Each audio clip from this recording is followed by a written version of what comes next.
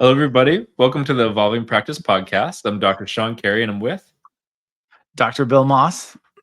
and we are so excited to be joining you again. It is a cold Monday night in January for us, but we're very excited about the year ahead. There's been a lot of shifts, a lot of good things happening and unfolding, and we just want to talk about some of the different surprises that we've had, the amazing things that have happened along the way in our careers, and then some of the setbacks as well. So we want to call this episode "Surprises and Setbacks." And I was thinking back to my chiropractic school days, and then all the different journeys that have kind of led to this point. And it's really incredible if you just look at things in hindsight like that, how much has actually had to happen for us to be here. Mm. Yeah, absolutely. I mean, the chiropractic journey in itself, I think, is is a giant surprise. I feel like my first surprise about going to chiropractic school, and when I made that decision was, I remember learning we were going to have to do like human dissection with cadavers, Yeah. and I was like, I don't think I want to go. I'm like, I think that's enough to have me not go to school. So that was a big kind of surprise, and it wasn't so bad, we all had Yeah. to do it. But it was like my first surprise in diving into that experience of actually going to be a chiropractor. The first of many. Yeah, that's a really intense experience of doing that human dissection. We spent like 8 months doing that. Yeah, and it's Yep. it's very very sacred, very incredible. Also, it's Mhm. kind of difficult on you to do. Like that, there's the Yeah. smell and the lights, and it's very very intense. Yeah. I mean, I don't know why we started there, but I remember the first day, like, no problem. And it wasn't as bad as I thought it was going to be, but I'll never forget those first moments. I mean, the person, it's an honor, and it's amazing to like actually be able to study that way. You really do get to see the amazing weaving of a human body, and like all of that, Yeah, all the physical that gets animated, and it's pretty amazing. It's really helpful, and it's not really as bad as I thought it was going to be. Like, I would have never been able to go into like medical world, surgery, blood, none of that. But it wasn't like that at all. yeah. Well, one of the things that really helped me appreciate was how different the human body is than the textbooks. Because if God, one yeah. of the standard textbooks that we study with medicine and chiropractic is Netter's Human Anatomy, which is this really great depiction of the different the muscular system and the lymphatic system and the skeletal system and nervous system and the cardiovascular Mhm. system. But everything's nice and color coded and clearly delineated. And then when you're Yep. working with an actual human cadaver, not only are things not just that clear, oftentimes they're actually looking the same in terms of color, but Yep. things are like in different places than they seem to be in than they say in the textbook. And you realize that Yep. like there's actually a really wide variation in the human body. Yeah. It's And just not as standard as we might think.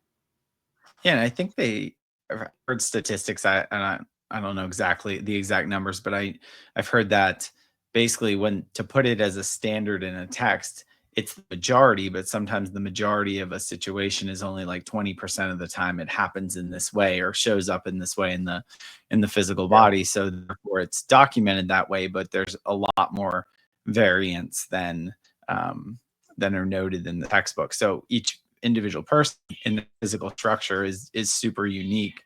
And Yeah. that's, that justifies a lot of the tools that we do, even like from x-ray, like how different does each pelvis look, right, Yeah. that you've seen, or spinal vertebra, or All curvatures the time. and structure. They look so People are so different. We look so different on the outside, but bones on the inside, and anatomy are very, very different, drastically different. Yeah. And some people have extra bones. Some people are missing bones. Some of the bones are, half shaped or we call them Yeah. hemivertebra. It's really wild how different we all are on the inside, actually. Yeah. Yeah. Yeah, and there's an appreciation. I always say like individuality is like the new diversity, and Yeah. we are as our structure on the inside too. It's we show up differently appearance, but there's so much diversity within a person's system. Even in, there's some upper cervical research that's like, why does somebody have degeneration throughout the neck and like not have pain? And Yeah. then you have somebody else who has like slight alterations in curvature, no degeneration, and they have tremendous amounts of pain and discomfort. And some of that has to do with the size of nerves and space that they have to travel, and that can vary from one person to another. Where someone's structure can shift away, ways from maybe the quote ideal, and they're just not as affected by it. And then you have other people who are just incredibly sensitive. So, and Yeah. that's true of just people's ability to sense energy and everything. So our ability to um, feel and interact with the world varies so much from person to person as well. I was thinking about that reflection as well as far as the mind of people. One thing that I've been enjoying is I've been just working with clients more and more over the years is how each person kind of thinks differently. And one of Mm, the challenges, and then the challenges we have is that how to convey certain concepts, to people who might think drastically different. They perceive the world differently. One person might be more visual, one person might be mhm, more auditory. They have different life experience. One, like if somebody's an engineer, we might use one set of analogies. Somebody's a school teacher, mhm, we might try to use a different set of analogies to help the concepts kind of anchor. But the way people think is so different too, just like our bodies are so different. Things are in the different locations sometimes. The mhm, way each person thinks and that mind, which is such a key part of our healing journey, it can mhm, be so different. Like one person can have a completely different structure as far as how their mind works and thinks than another person. mhm. Yeah. Yeah, it's almost like surprising. I feel like if we're talking about from a practice perspective, Yeah. which we share on this show, is it's there's so many types of personalities and people that you have to work with. So you really do have to become creative in your explanation and communication of the understanding of exactly what we do. And I don't think that's something you fully understand when you first decide to do something like healing arts, any healing Yeah. arts, because there's this huge communication piece. And like you said, and we know from different research and things, like the healing experience starts with the relationship between the practitioner and the client. And Yeah. that relationship starting off on the right foot has so much to do with the ability to convey, communicate, and then also that person to understand and receive. So there is such an art. I remember doing when I was teaching upper cervical years ago. I remember doing a webinar on like the art of communication, because Mm, communicating these higher level scientific, nerdy things that we could talk about on a different yeah. level, right? You and I could have a deeper discussion regarding anatomy and physiology and neurology, but then communicating that simple principle to somebody, how they're going to understand it, and actually it's going to help jumpstart their understanding of what they're going to go through.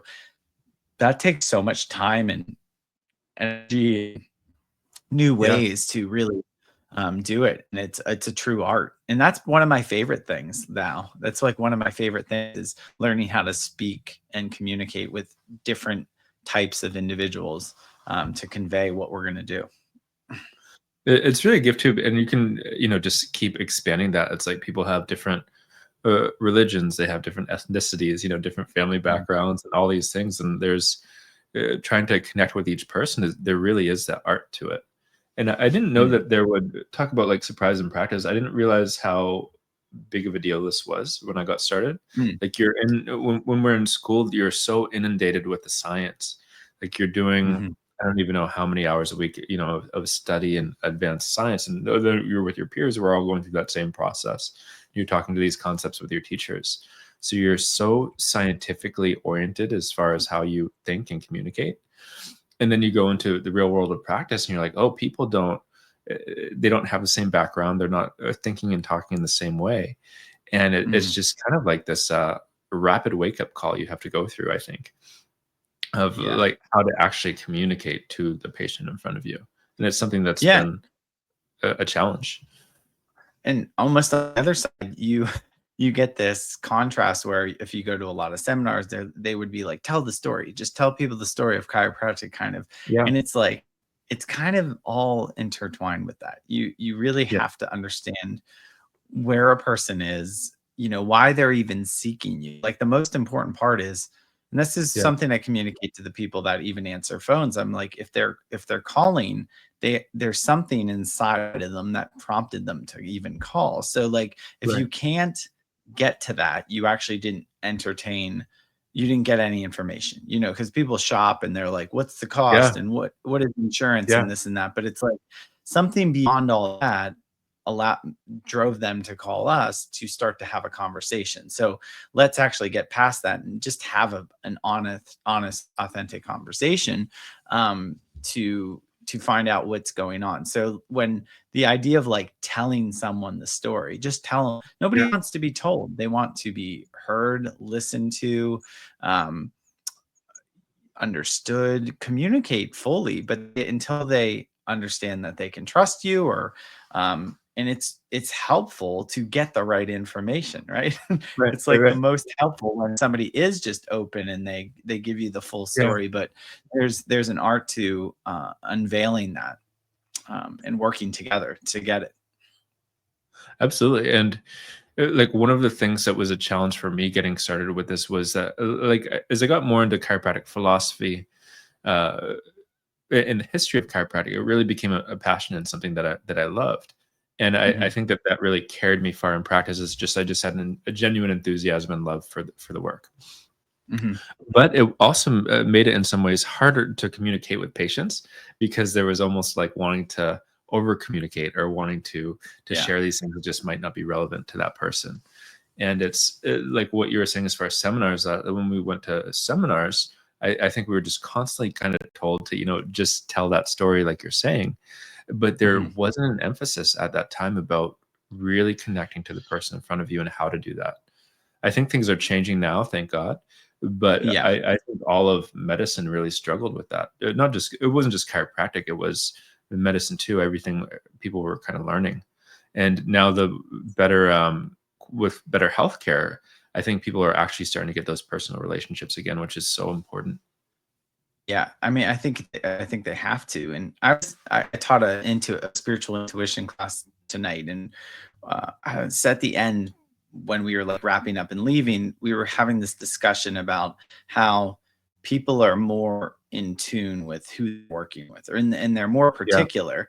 So that shows up, and they're more in tune. So therefore, they are more particular about who they work with. And if healthcare would have, I would say it's probably can't anymore, become so, you're a number, and it is in many ways in the mainstream healthcare system and right, insurance company and whatnot. right. It's depersonalized. There's a ton of depersonalization that occurred over the last bunch of years, and we all Yeah, experienced that. I mean, in 2020, 2021, I think most holistic practitioners grew to some degree because people were running away from hazmat suits and impersonal interaction. And we know in yeah, the human condition, we're actually looking for much beyond that and connection. So because people are actually using more of their senses of, I understand my interaction with this individual is going to matter in the equation, that they're making many different decisions. And I would say what's a surprise is like there's an evolution over the last 12, 15 years of what people are right. actually looking for in healthcare from the start. It's much more complex than just simply like I'm looking for the pharmaceutical or the intervention. I'm also looking to work with somebody who's gonna like actually listen and help me get the most Yeah, out of myself. yeah. And like during this time too, since I mean, since we've been in practice, there's just like there's YouTube, there's all these different resources that just weren't there before. So sometimes you have the people are much more Yeah. educated, Mhm. but then also to it, there's just this shift. I think somebody just wanting a person in front of them to connect with, and really Yeah. like shifting out of this gear of just a depersonalized care that has been going on for the past 50 years. I Yeah. know that with when I was a kid, we spent a lot of time in the hospital because my mom had a brain tumor, so she was sick, and Huh. uh, I had like I didn't like the feel of the hospitals. I didn't like the smell. I didn't like the lights. Like I didn't like the how depersonalized it felt. Even Mm, though the doctors could be really caring, it was also just there was a depersonalized element to it. And when I first had yeah. the opportunity to like create my own practice, that was one of the things that I wanted to design, like the waiting room to feel more like to feel more homey and to not have the glass wall in front of the people when they came in, to start working on these Right. points to bridge more connection. And Yeah. I think it's even the little things, like when I go over X-rays with people, typically I have this like two monitors up in front of my desk, and the patients I will Mhm. typically like sit kind of side by side going through the X-rays. We'll go over what normal is and what's going on with them, and uh, any recommendations for care. But it's just much more of a personalized connection than used to exist in healthcare. So it's an Yeah. exciting shift that's Like available. the big desks, and they sit across from you at the Yeah, desk, right? Yeah. yeah, Like, I and remember people doing that, and I was so yeah, there's barriers in that. Mhm. yeah, or using like the words that people don't understand, and their eyes just kind of glaze over. And so one of the things that we do is we'll send X-rays off to the radiologist, and I'll study them, and the radiologist studies them, and I get the report from the radiologist. But then I communicate that to the patient too, like basically translating the language. So if you have Mm, spondylosis, this is what that actually means. If it says like yeah, this is what that word means on the report, so they actually yeah, have this more understanding about what's happening and why, and then they're more yeah. empowered in terms of their care. Okay, so like here's what's going on. Here's what we can do about it. It's funny, I'm also always surprised with how people communicate what other doctors have told them, right? Like, Yeah, we could write some funny books regarding, like, the things that people report back to us, like the things yeah, chiropractors said. And there was a time where, there was probably practice management groups and stuff that said some hilarious stuff, yeah, that kind of gets interpreted by the client as like, oh, well, this is what somebody told me years ago. And like, I feel like chiropractors are guilty of like calling things scoliosis that aren't scoliosis for years. Cause, yeah, people also see a abnormal curve and they just think that that automatically equals scoliosis. But it's one of the most yeah, like abuse terms in the chiropractic profession, and misunderstood as far as changes in curves. And it's always fascinating to me, like, what people report back that they've heard in the past. yeah, yeah. And that's one of the reasons like we always have to do that such a detailed assessment. Because when Hmm. people come, like when they first come, oftentimes they have this experience of like, oh, my back just started hurting. Like, can't you just fix it? And then I'm on my way later today. It's like, no, we have Yeah, to actually like do an X-ray, and we have to see what's going on. Because yeah, even if you think you know what's happening, like there's a high likelihood that that's actually not correct.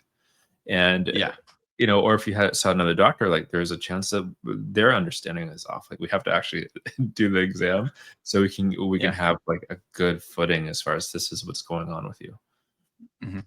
I also think, like, once when people get into practice, especially they're young and they're early, and they get around and they're like, it I'm not saying everybody does this, but a lot of times people almost like blame the client or the patient that they didn't get started because they almost like didn't know or didn't understand. But when in reality, Yeah, it's like y- you weren't exactly sure how to like get them there and their understanding, because I think most people understand. And as an yeah, example, I'm saying, like, even when you were like, people come in and they're like, oh, I just did this thing and I had this problem. It's like, if you go down to pick up a piece of paper and your back goes out, was it so traumatic in that time that it's a problem?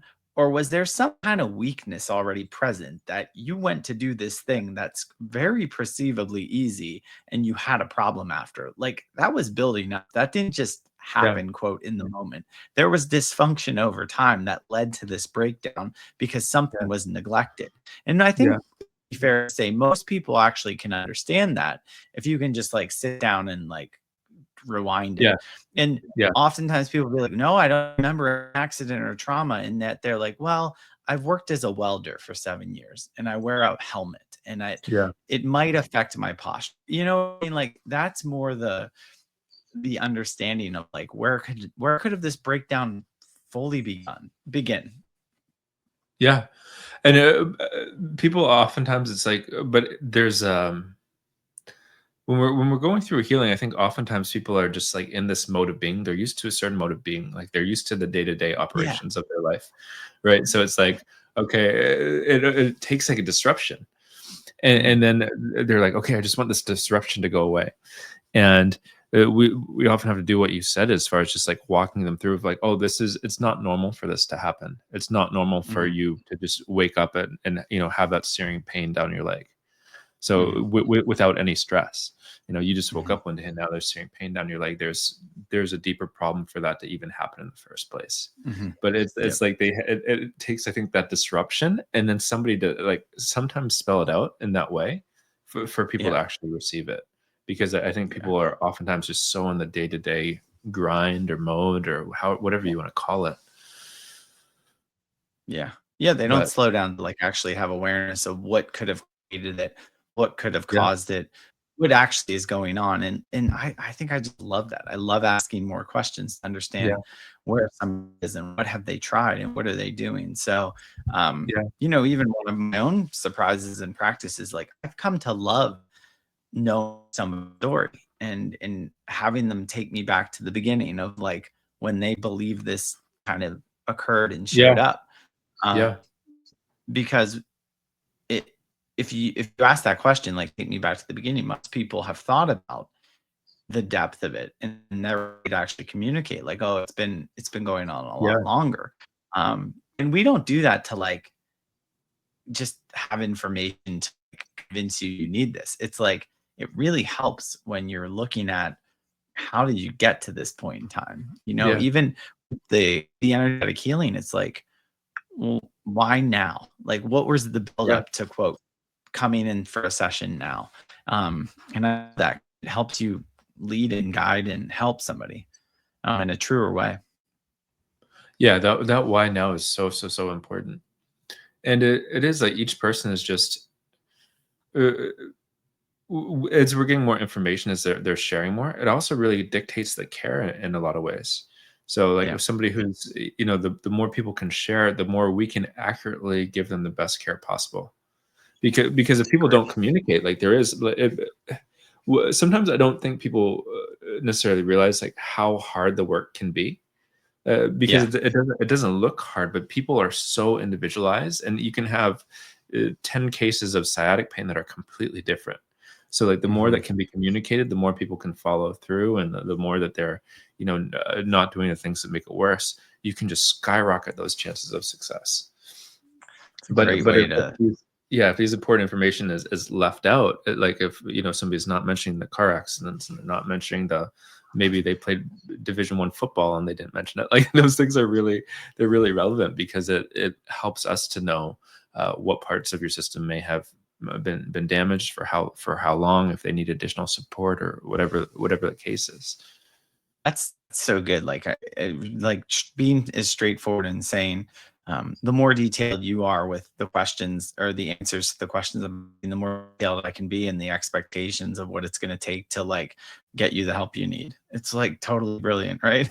Yeah, It's- yeah, and we all this want the same is thing. We real. want for you to get better.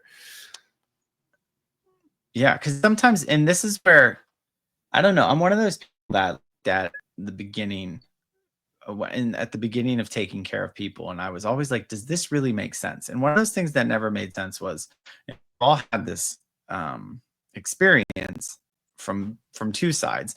Is somebody moves into the area, they've had regular chiropractic care with another chiropractor for years, consistently for years, and then they come into somebody's office, and then that person's like start them at square one, and that just like never made sense to me. Is like, Yeah, if I always try to pick up as best I can where they were, and then yeah, by doing a good service with them and knowing how they're doing with my care, getting them right back to where they were, and is best case scenario. Like But there were so many people over the years that just that's how they handled that situation. It just never made any sense to me, because that's part of the story is like I've been doing the work, I've been Right. getting checked, I've been having someone monitor my progress for years, and then you're going to come in and just be like, that was all wrong. Do it this way from the beginning, and now you'll be okay. It's never made sense to me. Yeah, I agree. I think that there is, like, I just had a new patient this week who came in with a similar story where she'd been under care with previous chiropractors for a very long time, and she was actually in really good shape for the most part. There's some fine Yeah. tuning that we need to do, but it's a very, very simple, straightforward kind of correction that we need to do. It's not going to take a Yeah. long time, and there's just a couple of specific areas that need extra support. But the vast majority of her spine is really good. So it's not like we have Yeah. to start from square one. We get to, just pick up with a couple refinements and then make sure that she's doing good and getting the results she wants long term. Yeah. Well, and what I'm saying in that is I've gotten the people too that have on that ratio and they're like, but I'm still suffering and I'm dealing with stuff and I need a new Yeah. look, right? That's Yeah. not the case. I'm like, oh, my chiropractor retired and I'm just trying to get back under Yeah. care with the maintenance work that I've been doing. Like I just had somebody at the end of the year and he really was there. He just he's retiring and stepping out of the area, and he's like, I go to his office and it's like not open and it's not consistent and I can't figure it Yeah. out, so I just need a new situation. But I was quite happy, and I was like, okay, we just communicated, and I think I saw him once a week for like 3 straight weeks. We went to every other this week, and then I'll do that, and then I'll have him at monthly and like 4 visits, Yeah. 5 visits, you know what I mean? Like, and then That's we're great. back. I i made sure I'm doing a good job. he Him and I work well together, and then boom, we're back to like the old maintenance. And if I really felt like he needed more, then we'd have a deeper discussion, but that's Yeah. what it took. Yeah. Yeah. There's such an art to it. Isn't it so interesting? It's like each person, the case is different, and then how they're like what they need is just different. Well, I don't know when we started with this episode being called, but I feel like there's an art that's just beyond like the adjustment. Chiropractors start Yeah. with the art, the adjustment. Like there is an art of caring for people, and I feel like Yeah. all the masters and practitioners understand that. Even when we're talking Yeah. like the path of progression, people are like, "Oh, there's like step A, B, and C," and it's like, yes, maybe. And part of Yeah. that Yeah. is at a very different pace for everyone, for each person, Yeah. Yeah. for each individual. And the art of working with people is knowing when to help push, maybe when to hold back and hold the brakes, maybe, you know, Yeah. open the opportunity when people are ready to move forward like that. And I'm sure you've been experiencing this more and more in your chiropractic practice. Over years, you'll have somebody that's on a very regular schedule for maintenance, and then something pops up and it changes. And then the Yeah. frequency has to change for a period of time so you can understand it. It's fluidic. Life has ups and downs, and that's what true care is. That's what true care is Yeah. adapting to the demands of that life presents, if you will. Yeah. 100%. And that is that deeper art that's so fun Mhm. to explore and work with. And with Yeah. the energetic piece to it, there's another layer with it that's really exciting to see is where like uh, there's different things that might be bigger keys for one person. Like one Mhm. person may have like a huge breakthrough with sacred geometry. Somebody Mhm. else, it might be a breakthrough, a huge breakthrough where they're learning like astral travel, or they're learning about crystals, or these different things. Like there's these different aspects of our uniqueness, Mhm. and our unique desires, our different energies that we can open up within us that will lead to bigger Mhm. breakthroughs. Mhm.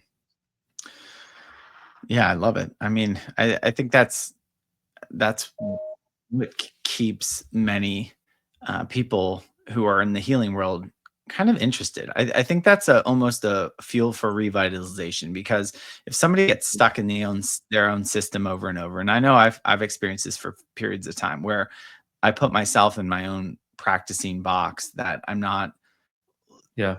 thinking of how I can treat people more individually, and care for them in a more individual manner.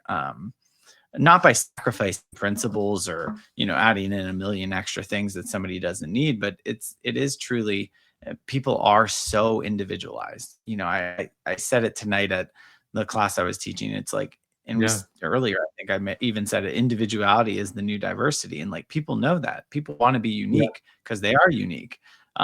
Like my daughter the other day, I grew up like a crummy beard over the holidays, Yeah. and it's a little bit red, and she has red hair, and she's like, "Daddy, get rid of that. It looks too much like my hair."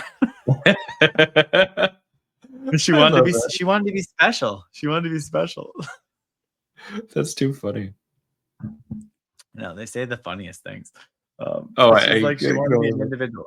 She's like, especially on your top lip. She's like, get rid of that because it looks like my hair. I love it. So Yeah. Yeah, so this healing journey, it's something that never gets old, especially like as a practitioner either. Like our days may look kind of similar, but there's so many layers to continually uncover. And I was really surprised at how much of practice is this art of communicating and connecting with people, mm, as opposed to mhm. the actual science. Like those things get integrated, but I always imagine it being more of like just the science piece. Yeah. And now I'm like, oh, it's probably more of the human connection element, if like as far as the Yeah. emphasis on the day to day. And I think as the world is shifting, like we're shifting into this world where AI and computers are taking a much more different role. So I think Mm. this is going to become even more important. I love talking about that. I feel like I Yeah, bring it up all the time because I feel like the level of discernment is going to not only that, like the level of discernment is going to be heightened over yeah, the coming years, but beyond that, it's like to truly understand the the totality of a situation, it's going to come always more efficiently when you're in the presence of another person. yeah, And I think we'll get to that point where I don't want to say we will only trust when we're in the presence of people, but if online digital media, I mean, you can make people, personalities, voices, take a photo of somebody and turn it into a whole brand and personality yeah, and persona. The more that happens, the harder it's going to be for us to decide what's real and what's not. But it won't, being in the presence of people is not going to go away, and it will always yeah. be our best tool to understand who we're working with. Do I trust them? How can they help me? And what are they communicating? Because communication is beyond the words and just a screen. It has so much more to do with that than simply voice and visual. I'm realizing something as we're talking. I think as the world is changing, like, it's a really interesting time to be alive because just so much is happening, and this is something that's breaking through like so fast in terms of AI. But a lot Yeah. of those like non-personal things, I think, will end up being done by AI, which is I think good for the most part. It's gonna there's gonna be a lot of ways that it helps society and helps people, but also like with a lot of those basic things done, the emphasis on that actual human communication piece is going to be Mm, so much there's going to be like more room. People are going to have more manpower hopefully to actually focus on the communication. So like mhm. you have all these other details being more taken care of. So Yeah. I think Yeah. that's going to open up the door hopefully for people to have more authentic connection. Yeah. I think that's a very good point. Because I do, it can be very helpful. People get like, oh, it's going to destroy the world. Oh, it's this, it's that. Yeah, But the reality is, it can be quite helpful. But I prefer it for the non-human stuff. yeah, The some of the data and processing understanding. So that's really good. yeah, And speaking of surprises, look where we are from, um, you know, 15 years being doing this kind of work, and how much technology can yeah. help us, uh, and how it's evolved and grown. I mean, it's crazy. Yep. I saw something recently. It was saying like these companies weren't around like 20 years ago, and it was like of the companies that weren't around 20 years ago, like it was crazy. Like how many of the biggest companies that play massive roles in society weren't even around 20 years ago. It's And it's like so, we're yeah, living in a new world that's newer every day in certain ways. yeah, yeah. There's a rate at which things are unfolding that's just faster now than I think ever before in human history. Yeah, I'm sure that's something we'll talk about as the year progresses. Like, how is healthcare changing? What new Yeah, trends are we seeing pop up across the board? What things are helpful? What things are we like? I don't know how it's going to go, but there's a lot of advances that are really helping people be more efficient. So, like you said, yeah, what a tool when people can be more of themselves, because a bunch of the mundane details that you don't need a human to do is readily um, can be very impactful and beneficial. So I definitely find that the more I can just work with people and serve yeah, people, and bring my own gifts, the better it's going to be. So I'm sure we'll see a lot of that in our topics over the course of the year, and with the interviews that we have coming up, even seeing how things are changing. Um, yeah.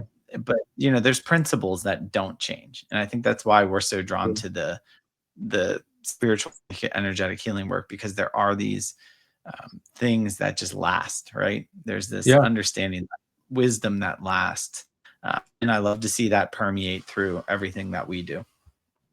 Absolutely. I think on that note of what we're talking about, like how as we go through our day-to-day stuff, how many times a day are you not fully present? Like are we all Mm, listening, not fully present because we have our mind is on some menial activity that we need to do. It's like, oh, I didn't do yeah, the dishes, or I gotta check the mail, and these little things that actually over the course of the day it adds up to a lot of bandwidth of times where we weren't present. And yeah, I think that's going to be one of the things that gets shifted with AI. Spiritually, that's also one of the challenges that we have in the hmm, world is like how to be in the world but not of it. Uh, hmm, so it takes a lot of dedicated spiritual practice to not constantly get pulled into the mundane.